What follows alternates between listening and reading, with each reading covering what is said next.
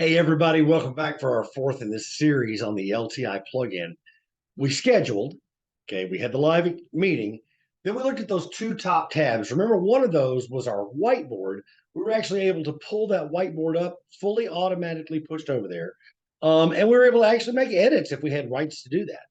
And then we showed you how to make a bookable schedule so that students could reserve times that you've made available, not only in one class, but across your course portfolio. Now let's go back to that first tab that we were exploring right up front. Let me share this screen again and we'll get rolling. Okay, now inside our Canvas course, these are our upcoming meetings. I'm going to go ahead and look at the tab that says previous meetings. Now, I'm not going to be able to open this report up for you. If you happen to have this deployed or you're kind of playing along, what report does for you is it gives you a list of who joined, their email address, their first last name, what time they joined, and when they left. So you get a full report of that here, who was actually in that experience.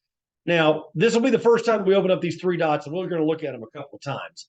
But some of you actually use that information to provide students an attendance grade or maybe even a participation grade as a part of this. If I click these three dots, here's the attendance report setting. I'm going to go ahead and click on that. We have the ability to enable an attendance report and allow it to have a total number of points. Well, where does this live? This can be assigned to a category and actually put directly into your gradebook, fully automated if you choose to do that.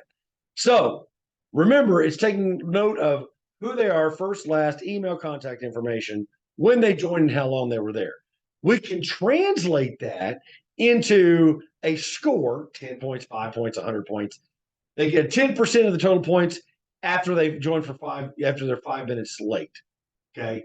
And then you can add as many ranges down through here as you want to for different. So they get 80 points for that.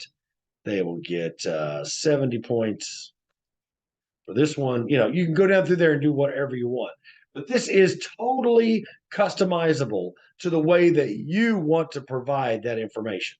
It's reports here is setting up a report setting for you here that can flow into your gradebook. Now, this is the personal meeting tab. The good news about both the appointments and the upcoming meetings is that they are not using your personal meeting. I know. Over the course of the pandemic and beyond, a lot of faculty members are in the habit of taking that personal meeting and just pasting the information everywhere. Listen, I need it sorted a little better than that. And B, I don't want everybody having the link to my personal meeting room. There are times when we want to use it. So we have those same settings that we can make modifications. There's adding a poll even to the personal meeting room.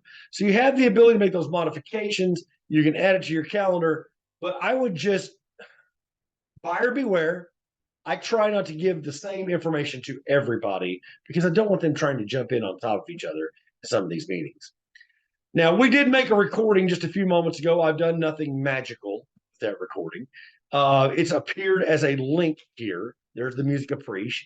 I've given it to them in several different flavors and formats. I've given it to them as a audio only, as a video only, making one of these flavors the full screen of the content. So you can kind of lay it out however you want. And remember, I don't have to have them have the ability to download it and or share it. I'm just showing you maximum features. So as you look at a couple of these links, you're like, oh, that's kind of scary. Okay, time out. Those don't have to be there. That's what the student sees.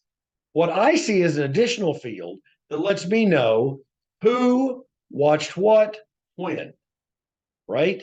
By view, by download, that information is right here inside my learning management system. Now, today, there is not an opportunity under the three dots for me to take viewership record and turn it into some sort of automated grade, giving them opportunities to see that. The way I'm using it and the way some of the faculty members are using it that I work with is they do some flipped or inverted lessons. And listen, if you're going to do that, the expectation is you've watched it before you get to class. When you get to class, you're making this experience dynamic as far as conversation, not just presentation.